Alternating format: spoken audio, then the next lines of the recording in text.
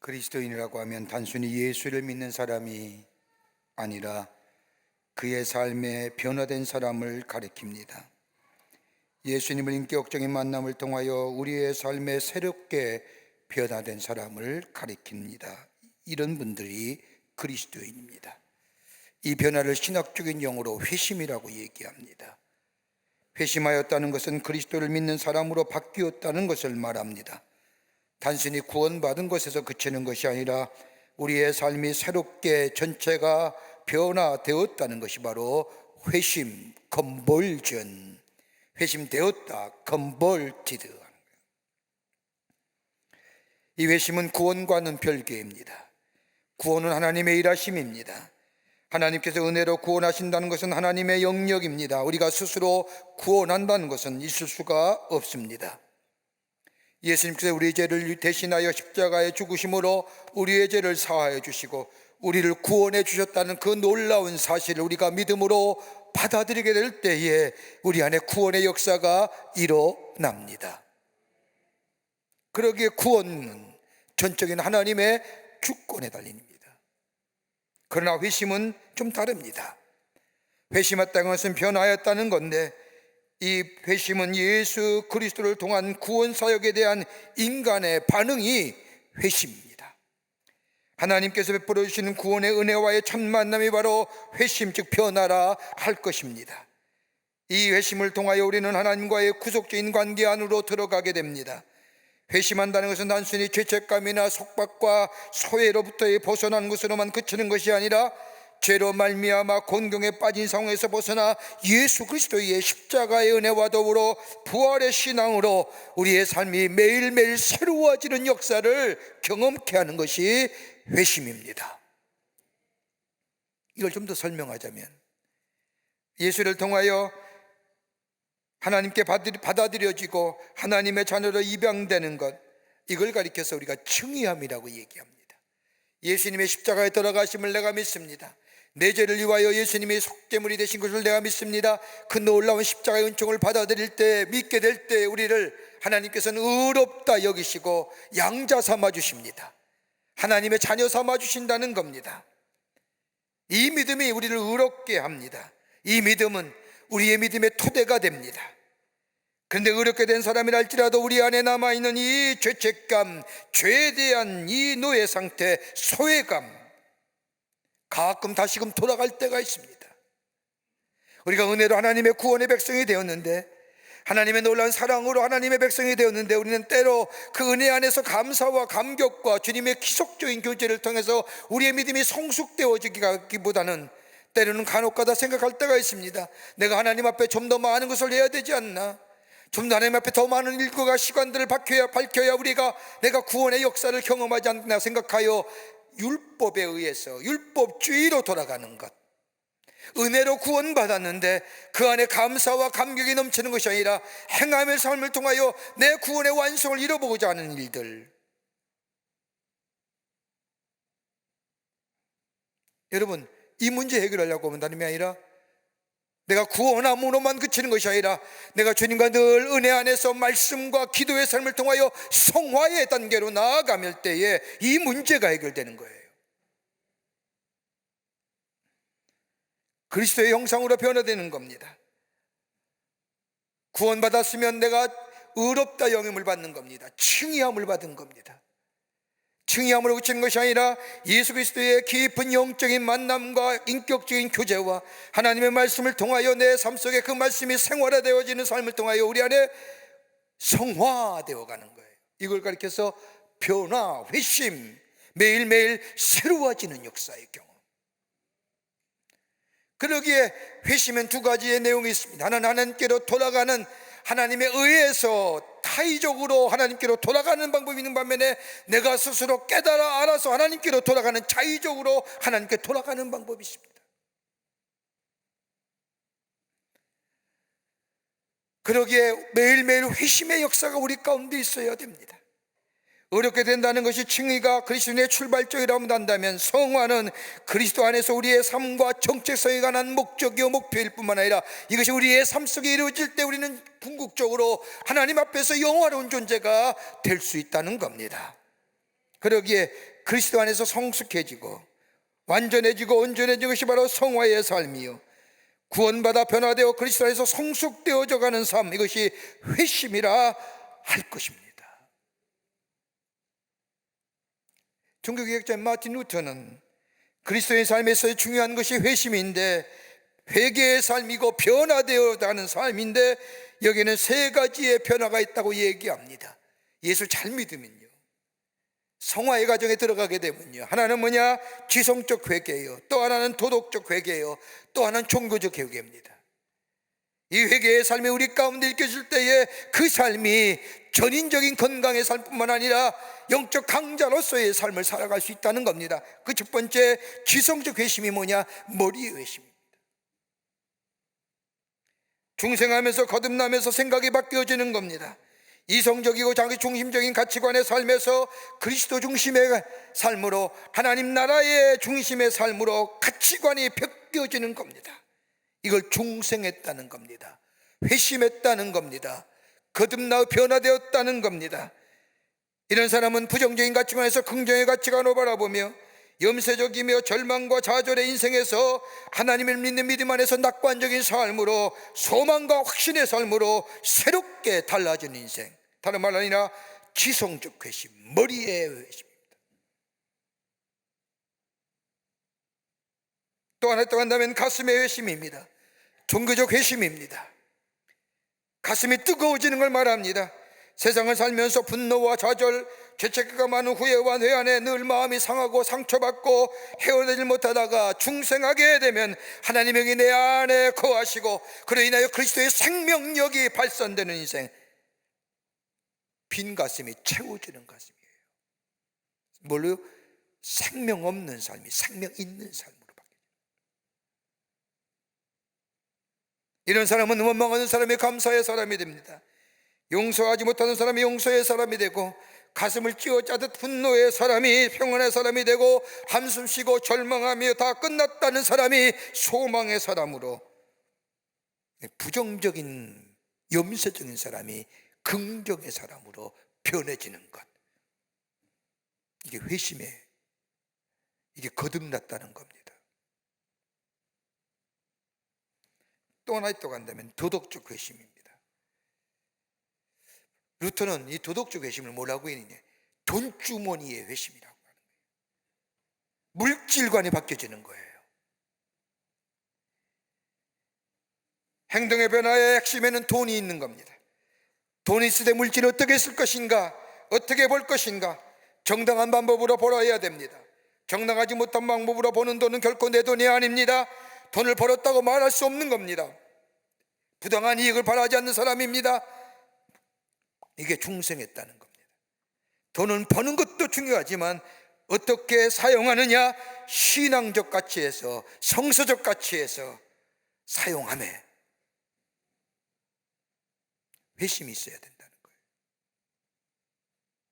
이게 그리스도인의 삶이요, 회심한 사람의 모습이라. 오늘 성경 말씀을 보십시오. 오늘 성경은 바울이 믿음의 아들인 디모데에게 경건의 비밀과 경건의 능력에 관하여 신앙적 권면하고 있는 말씀입니다.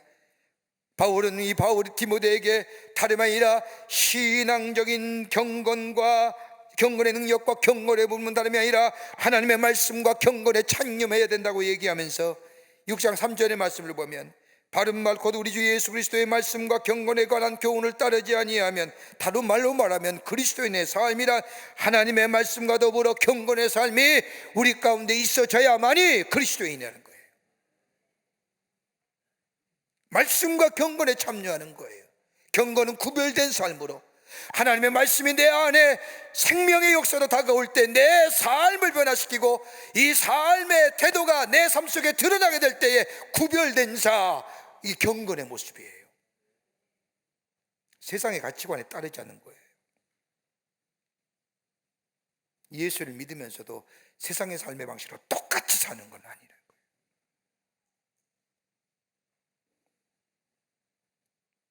그러기에 말씀을 사랑하며 말씀을 묵상하며 말씀에 순종하며 말씀이 수적으로 나의 삶을 이끌어가는 인생, 말씀의 공급력을 받아서 내 삶 속에 구별된 삶으로, 다시 말한다면 변화된 삶으로 살아가는 인생들, 그 말씀에 창념하게 될 때에, 말씀에 공급받게 될 때에 그 속에 경건의 능력이 나타납니다. 여러분, 그리스도의 삶에서 말씀에서 사람이지만 어떻게 되는지 아십니까? 예수는 믿길 때, 하나님의 말씀에 공급함이 없고 말씀을 묵상하지 아니하며 말씀에 순종하지 않을 때 내 삶 속에 어떤 것이 시작되느냐? 교만함이에요. 자기를 마음을 자기 마음대로 주장할 수 있는 사람이 도대체 얼마나 될까요? 여러분의 마음대로 여러분의 마음 주장하십니까? 쉽지 않아요. 그러나 하나님의 말씀이 나를 지배할 때 내가 바른 자리에 설 수 있을 뿐만 아니라, 하나님의 말씀이 내 안에 있을 때 나의 삶으로 생명력 있는 역사를 일으킬 뿐만 아니라, 그런데 이 말씀이 나의 삶 속에 떠나가 되면 그 말씀의 빈자리에 뭐가 채워지느냐? 교만함이 채워지는 거예요. 교만함은 넘어짐의 앞잠이라고 하나님의 말씀은 말씀하시잖아요. 여러분, 교만함은 어떻게 되느냐? 교만함은요, 수용성이 사라져요. 무식한 사람 돼요. 여러분, 예수님이 나를 위하여 십자가에 달려 돌아가시고 죽으실 뿐만 아니라, 내가 죽어야 되는데 우리 예수님이 나를 대신하여 죽었다고 하는 그 사실을 볼 때마다 내가 얼마나 죄의 사람인지, 죄된 사람인지 그걸 깨닫게 되면 겸손해지잖아요. 그 말씀의 능력이 내 안에 사라지게 되면 그 안에 교만함이 생기는데, 교만하게 되면 뭐예요? 다른 사람 것, 다른 이야기 받아들이는 수용성이 사라지기에 무식한 사람들. 여러분, 지적인 향상도 보세요. 다른 걸 받아들일 수 있어야 지적 향상을 가져오는 거예요. 여러분, 학교에서 가르치는 교수나 학문을 연구하는 사람들이 다른 사람의 학문에 대해 열려져 있을 때 그 학문의 깊이가 깊어져 가는 거예요. 여러분, 학자라고 해서 시니컬하고 무슨 인텔리전스하고 많이 배워서 그것 가지고 학자가 아니라, 학자는요, 수용성이 넓어야 되고 폭이 깊어야만이 그 학문의 깊이가 있는 거예요. 얄팍한 자들이 시니컬하고 무슨 뭐 비판적이고 그런 거지요. 학문의 깊이가 깊은 사람은 그런 거 안 해요. 지식도죠. 수용성이 이럴 때 지식의 범주가 넓어지는 거잖아요. 교만한 자는 수용성이 없어요. 그러기에 무식한 자돼요. 더 나아가 교만한 자는 투기와 분쟁의 사람이 됩니다. 다른 사람 것은 받아들이지 못하면서 다른 사람이 가진 것에 대해 질투하는 마음이 생기기에 늘 싸워요. 교만한 사람이 있으면 교만한 자는 또 뭐예요? 균형이 잃어버린 인생 살아요. 하나님의 말씀이 사라지면요, 교만한 자 됩니다. 수용성이 사라지게 무식한 사람이 되고 투기와 분쟁의 사람이 될 뿐만 아니라 균형 잃은 삶을 살아갑니다. 그러나 우리 안에 예수 그리스도의 말씀이, 하나님의 말씀이 우리 안에 있을 때에 그 인생이 균형 잡힌 인생으로 삽니다. 전인적 건강을 이룹니다. 강건한 인생으로 살아갑니다. 바울은 오늘 디모데에게 말씀과 경건에 참여하는 것이 전인적 건강을 이루는 삶이라 이야기하면서, 구체적으로 너희 삶 속에 어떤 모습이 일어날 때에 영적 강자로 전인적 강건함을 이루며 사는 삶을 살아갈 수 있을까, 오늘 교훈하고 계십니다. 우리에게도 큰 도전과 귀한 영적인 교훈이 됩니다. 무엇일까요? 첫째는 자족하는 마음이 있어야 된다고 얘기합니다. 자족하는 마음이 풍요의 의식입니다. 디모데전서 6장 6절의 말씀을 보십시오. 자족하는 마음이 있으면 경건은 건이 이게 되니라고 말씀하실 뿐만 아니라, 그 넘어 8절의 말씀을 보면 우리가 먹을 것과 입을 것이 다 있는 줄 족한 줄로 알지니라 하시는 거예요. 여러분, 영적인 강건함을 이루는 삶은요, 믿음으로 구원받은 삶의 변화는 감사예요. 이만하면 충분합니다. 주신 것에 감격하며 사는 것이 은혜 받은 자의 모습이요, 더 나아가 영적인 강건함을 이루는 자의 모습입니다. 여러분, 사람들은 100%의 것이 있어야만이 행복하다고 생각합니다만은 아니에요. 1%만 가져도 행복할 수 있습니다. 아무것도 없어도 건강하면 행복하시지 않습니까? 문제는 뭐예요? 과잉이에요. 오전에 뉴욕타임즈에서 돈과 인간의 함수관계를 연구한 결과를 발표한 적이 있습니다. 칼 융 연구소라고 하는 연구소에서 존 랩이라고 하는 연구원이 논문을 썼는데, 거기에서 이 존 랩이라고 하는 연구원이 새로운 용어 하나를 말합니다. 아플루엔자, 풍요라고 하는 겁니다. 풍요병이라는 겁니다. 아플루엔자라고 하는 말은 인플루엔자와 플러스 독감을 얘기하는 인플루엔자와 풍요를 얘기하는 어플리언스라고 하는 합성어로 아플루엔자.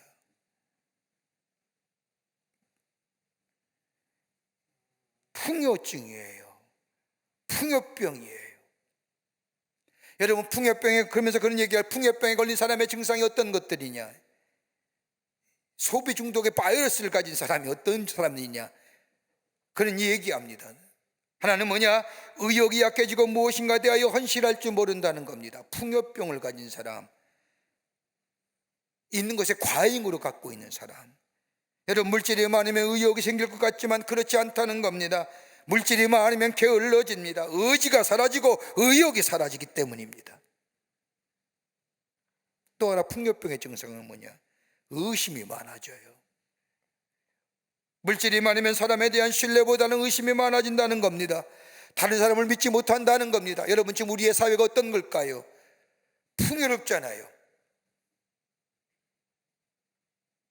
저는 어저께 지난 주간에 우리 지구의 날이라고 탄소 배출을 줄이자고 이 운동하는 교회 안에서도 이런 생태 신학자들, 생태 운동하시는 분들이 있어서 같이 만나서 이야기할 수 있는 기회가 생겼습니다. 놀란 이야기예요. 우리나라에서 음식물 처리하는 게 2조가 들이고요, 음식물 버리는 쓰레기가 15조랍니다.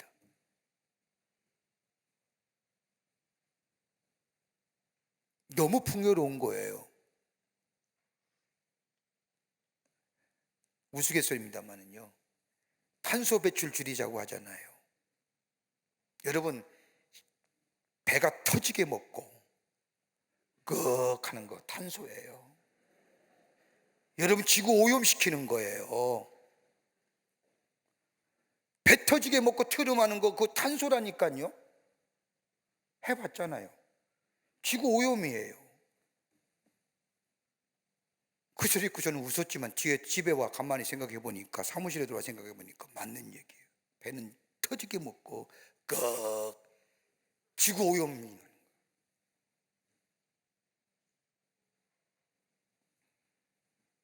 여러분, 지금 우리가 얼마나 풍요롭게 삽니까? 그런데 풍요한 만큼 우리 사회에 신뢰가 형성이 된 거예요. 믿으십니까? 옆에 있는 사람? 아이고, 말로는 믿는다고 하지요. 믿지 못하잖아요. 의심이 많아집니다. 풍요병을 걸린 사람은 또 하나 삶의 지루함을 느낍니다. 삶의 의미를 상실했기에 지루해집니다. 여러분, 무엇인가 열심히 뛰고 열심히 노력하여 성취하는 마음이 있어야 삶의 에너지가 있는 거죠. 또 하나, 역설적으로 열등의식에 사로잡힙니다.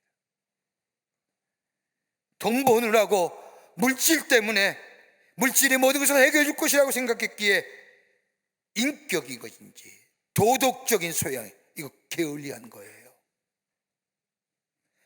그래서 가만히 보세요. 재물 많은 사람들 만나보면요, 왜 그렇게 말이 많은지, 되지도 않는 자기의 경험담 얘기하면서. 말 많은 이유가 뭐냐? 자신의 열등감을 감추기 위해서라는 거예요. 여러분, 많은 것이 좋은 것은 아닙니다. 적은 것이라도 자족하는 마음이 있을 때 거기에 강건함이 있습니다. 여러분, 그뿐입니까? 우리의 삶에는 얼마나 속도에 민감합니까?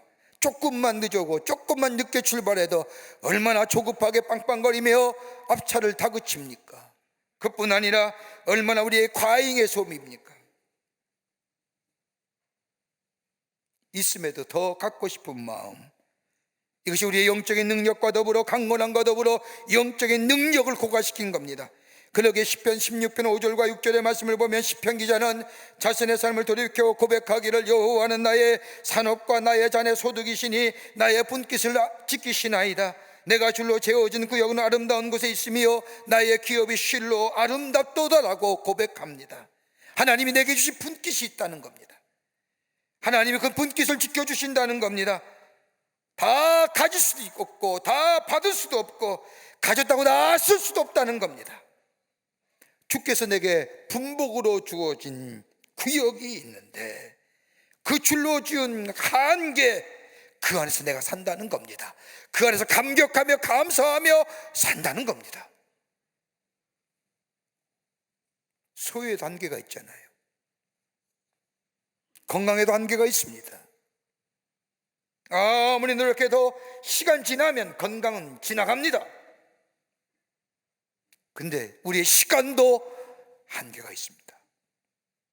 우리는 알지 못하지만 하나님만이 아시지만 이 한계가 점점점 짧아져 온다는 겁니다.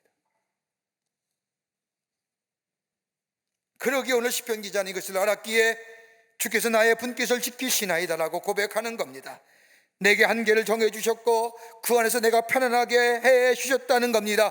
그래서 만족합니다. 그래서 자족합니다.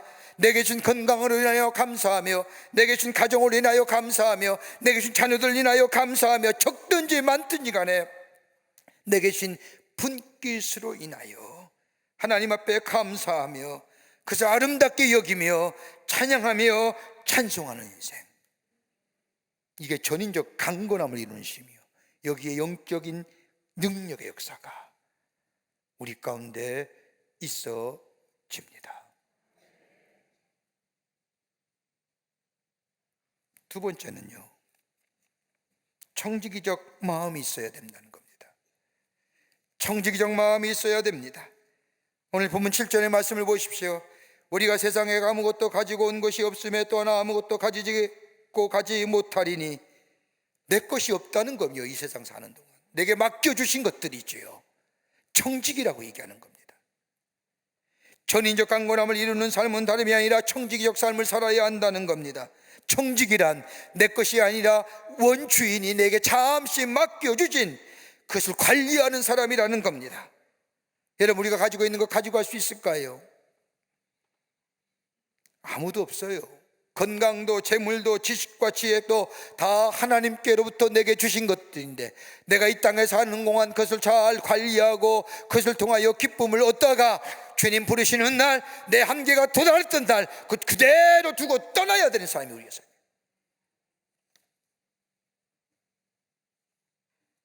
다윗이 통일국가를 이뤄 왕이 되었을 때에, 한참 전성기 때에 이 왕이 보석을 만든 기술자를 하나 불러놓고 이야기합니다. 좋은 바지 하나를 만들어 보아라. 보석 반지를 만들어서 그 반지에 글귀를 하나 새겨 놓아라. 내가 전쟁에서 승리했을 때에 교만하지 않고 내가 어려운 일 당할 때에 낙심하지 않도록 언제나 그 반지를 보면서 읽고 내 좌우명으로 삼길 만한 글귀 하나를 그 반지에 집어넣고 반지를 제작해 와라. 왕이 명령이니까 얼마나 무섭겠습니까? 아무리 고민해도 생각이 나지 않는 겁니다. 그래서 지혜롭다는 어린 솔로몬을 찾아가서 이만저만해서 왕이 반지 하나 만들어 오고 글귀 하나 적으라는데 무엇을 적으면 좋겠습니까? 그래서 솔로몬이 얘기합니다. 딱 한마디, 이건 역시 지나가리라. 무슨 뜻일까요? 다 지나갑니다. 너 죽어. 잠수면 죽어. 부자도 지나가고 아름다움도 지나가고 명예도 지나가고 다 지나가는 거예요. 여러분, 만약에 내 손에 있는 물질이 아직까지 내 손에 남아있다고 한다면 여기에 부자 아닌 사람이 어디 있을까요? 갔잖아요. 지나갔잖아요. 건강도 마찬가지입니다. 우리 육체 건강 청년의 때같이 그냥 남아있으면 얼마나 좋을까요? 지나갔습니다. 지나가는 겁니다. 내게 잠시 맡겨주신 것뿐입니다. 그 소중히 여기어 쓰는 거예요. 제대로 사용하는 거예요. 그럴 때에 우리의 영적인 능력과 더불어 전인전 강건함을 누리게 됩니다. 출애굽기 3 말씀을 보세요. 하나님이 이스라엘 백성을 출애굽하여 애굽에서 출애굽하여 저 하나님의 약속의 땅인 가나안 땅으로 인도하시지요. 모세를 세우셨어요. 모세의 상징적인 게 뭘까요? 지팡이예요. 지팡이를 떡하니 짚고 이스라엘 백성을 인도하여 애굽 저 가나안 땅으로 인도합니다. 그 지팡이, 홍해를 내리칠 때 홍해가 갈라졌습니다. 그 지팡이 반석을 내리칠 때 반석에서 물이 솟았습니다. 그런데 그 지팡이가 하늘에서 뚝 떨어진 지팡이일까요? 아니에요. 광야길을 가다가 쓸만한 지팡이 잘 다듬어서 그것을 들고 걸어가게 될 때 하나님의 능력이 그 지팡이 위에 임한 거예요. 그런데 이 지팡이를 가지고 하나님의 능력의 역사를 드러날 때, 하나님의 거룩함을 드러날 때마다 기적의 역사가 일으켰는데 결정이 실수가 뭐예요? 가데스 바네에서 이스라엘 백성이 물 없다고 원망할 때 그 분노에, 그 성정이 온유하기로 그지없었던 이 모세의 마음속에 극한 분노를 가질 때 그 막대기, 그 지팡이, 하나님의 능력의 상징인 그 막대기를 뭐라고 해요? 반석에 명하라 했는데 내리치잖아요. 물이 솟았어요. 끝나고 나서 하나님 뭐라고 얘기해요? 총회 앞에서 나의 거룩함을 드러내지 않았네. 내게 준 것 네가 제대로 사용하지 않아서 나의 거룩함이 훼손되었다는 거예요. 하나님 어떻게 해요? 너는 안 돼.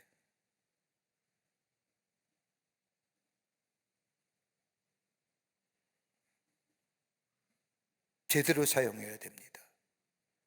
이 건강 하나님이 내게 맡겨주신 거예요. 시간의 한계 때 찾아가세요.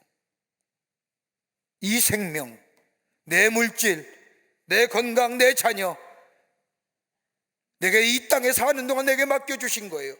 하나님의 제대 영광을 위하여 하나님의 일을 제대로 사용해야 되는 거예요. 거기에 경건함이 일어나는 거예요. 구별됨이. 거기에 영적 능력이 드러나는 거예요. 건강 있다고 마음대로 사용하지 마세요.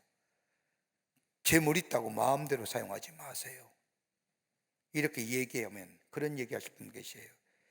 재물이라도 많으면 좀 그것도 좀 써보고 그런 얘기 했으면 아니에요. 그런 사람은 그런 마음 계시면 그분에게 그런 재물 주면 타락해요.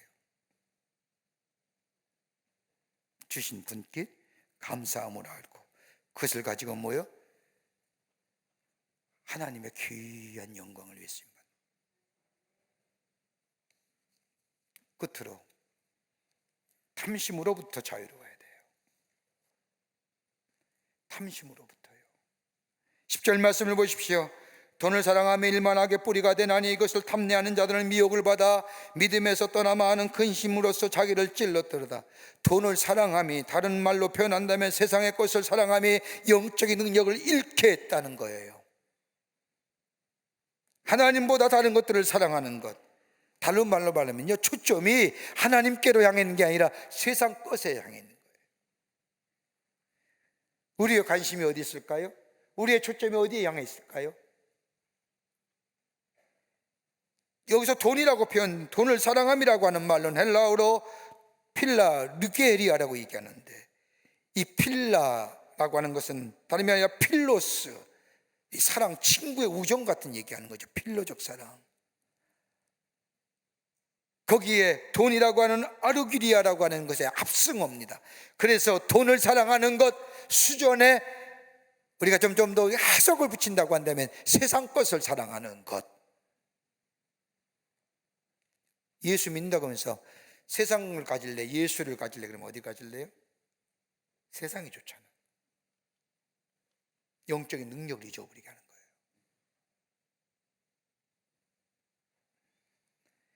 탐욕을 다스릴 수 있어야 됩니다. 여러분, 우리 마음속에 있는 욕심과 탐욕 어떻게 다스릴 수 있을까요? 세상의 가치는요, 세상의 방법은요, 인간의 탐욕을 다스릴 수 있는 방법은 뭐냐? 더 큰 탐욕이 그의 마음속에 있으면 그 탐욕 다스린대요. 그러니까 뭐예요? 더 하는 거예요. 근데 우리는 뭐예요? 하나님의 말씀이 우리를 탐욕과 우리 욕심에서 자유케 하잖아요. 거듭나게 하잖아요. 회심하게 하잖아요.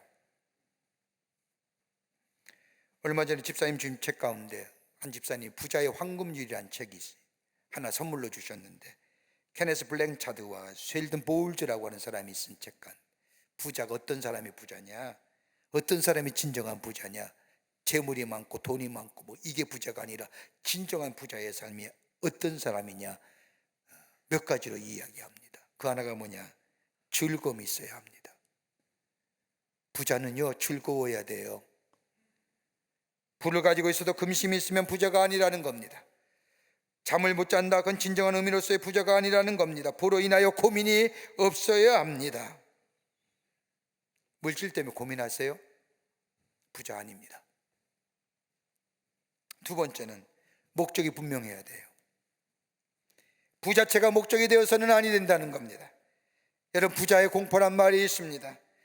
이 부자의 공포란 얘기는 저 미국의 부동산 재벌이었던 유명한 하워드 휴즈라는 사람에 빗대한 얘기입니다. 하워드 휴즈가 얼마나 땅이 많았는지 미국 사람 치고 하워드 휴즈의 땅을 밟지 않고 다닌 사람이 없었다고 합니다.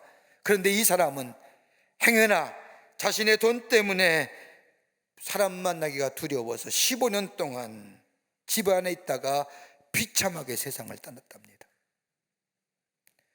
돈 있으면 뭐예요? 나갈 때면 행여나 다른 사람이 나를 해칠까 싶어 자기가 비슷한 사람 10명을 구해서 자기가 똑같은 복장을 입고 밖에 외출했다고 합니다. 누가 해쳐? 해치기는 아무도 없는데 자기가 스스로 생각하는 거예요. 여러분, 목적이 분명해야 돼요. 여러분, 나이가 들어도요, 목적이 분명한 삶은요, 그 인생에 가치가 있고 다른 목적이 없는 삶보다 더 오래 산답니다. 건강해 산답니다. 나이 70세 넘어서 사람들을 표본 조사했답니다. 목적과 의미를 가지고 사는 사람과 그렇지 않은 사람을 비교했더니 삶의 목적과 의미가 있는 사람이 그렇지 않은 사람보다 면역력도 강하고 오래 장수하더라는 겁니다. 어떤 삶의 목적이 있으세요? 나이가 많으시니까 돈 벌 목적은 아니고요, 우리 예수 믿을진데 내 삶이 하나님께 영광이 되고 내 삶이 다른 사람에게 나로 인해서 예수가 증거되는 삶이 우리의 목적이 된다고 한다면 그 인생 가치 있는 인생이 아닐까요? 왜 아멘들 안 하십니까? 요새는 꼭 그렇게 물어봐야 아멘 합니까?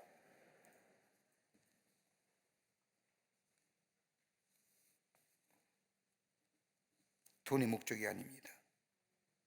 또 하나 있습니다. 창의력이 있어야 된다는 얘기하는 겁니다. 남의 뒤를 따라 살아왔습니까? 아니면 남을 모방하여 살아왔습니까? 이렇게 얻어진 부라고 하면 진정한 의미에서의 부자가 아닙니다. 남의 것 빼앗는 겁니다. 하나님이 내게 주신 창의력을 가지고 그래서 발휘하여 얻어진 부라고 하면 이 사람이 가지고 있는 부야 진정한 부라는 겁니다. 또 하나, 어떤 사람의 부자냐? 영원성의 문제입니다. 내가 있는 건 내 것만 나만 누리며 살았느냐, 아니면 내가 있는 이 부를 가지고 다른 사람과 함께 나누며 영원성을 추구했는가? 가치의 문제입니다. 그러기에 오늘 바울은 디모데에게 뭐라고 얘기합니까? 내 보화를 하늘에 쌓아두라고 말합니다. 다른 말로 하면 하늘나라의 영원한 기업이 되게 하라고 하십니다. 여러분, 돈이 죄악이 아닙니다. 돈의 목적이 되어서는 아니 됩니다. 돈이 우상화되어서는 아니 됩니다. 이럴 때 우리의 능력이 약화되고 사라지고 전인적 강건함을 누릴 수 없습니다. 다른 말로 하면 세상의 가치보다 하나님의 것을 보다 우선이 두면 영적 능력이 사라지는 거예요. 바울은 얘기하지 않습니까? 우리가 믿음이 강한 사람일진데, 우리가 구원함을 얻었고 우리가 거듭난 사람일진데, 우리가 전인적 강건함을 누리는 인생일진데 우리가 어떻게 해야 되느냐? 오늘 얘기하지 않습니까? 자족하는 마음, 내게 주신 그 청지기적인 마음, 탐심으로부터 자유로운 마음 될 때에 우리 안에 경건의 능력과 전인적인 강건함을 누릴 뿐만 아니라 영적 강자로서 이 세상에 선한 영향력을 미치며 사는 하나님 나라의 백성이 될 줄 믿습니다. 이런 믿음으로 승리하며 사시는 여러분과 저와 되시기를 주의 이름으로 축원합니다. 하나님 감사합니다. 저희들 주께서 당신의 백성으로 삼아주시며 구원과 성령 안에서 매일매일 새롭게 거듭나는 변화의 삶으로 살아가게 하심에 감사합니다. 영적 강건한 자, 전인적 건강함을 누리며 이 세상 가운데 선한 영향력 중에 전하여 절망과 좌절과 소망 없는 자들에게 새로운 소망과 희망과 기쁨을 줄 수 있는 빛과 소금의 사명을 감당하는 당신의 거룩한 백성들 되게 도와 주시옵소서. 성령이 도우실 줄 믿으며 예수님의 이름으로 기도하옵나이다. 아멘.